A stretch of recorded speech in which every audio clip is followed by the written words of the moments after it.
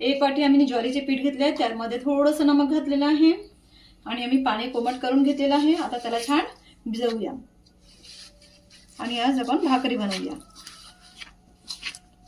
थोडंसं सॉफ्ट भिजवायचं। बघा आपलं पीठ छान मळून घेतलेलं आहे। आता आपण भाकरी बनवूया। सॉफ्ट झालेला आहे, छान सॉफ्ट करायचा। आणखी याला असं हलकं हलकं हाताने गोळा बनवायचा। हे असं गोळा तयार झालेला आहे। बघा आता मी भाकरी बेलून दाखवतो तुम्हाला। आम्ही फक्त ज्वारीचेच पीठ घेतलेलं आहे, काहीही मिक्स केलेलं नाही आहे। आता याला हळूहळू बेलायचं, एकदम हळूहळू थोडं पीठ लावायचं, ते पण ज्वारीचेच लावायचं आणि असं हळू तरीकेने बेलायचं। बेलून झालेली आहे बघा, बेलणी सुद्धा बेलणार तरी सुद्धा होते। बघा आता आपण भाकरी टाकूया आणि याला थोडं पाणी लावूया या तरीकेने।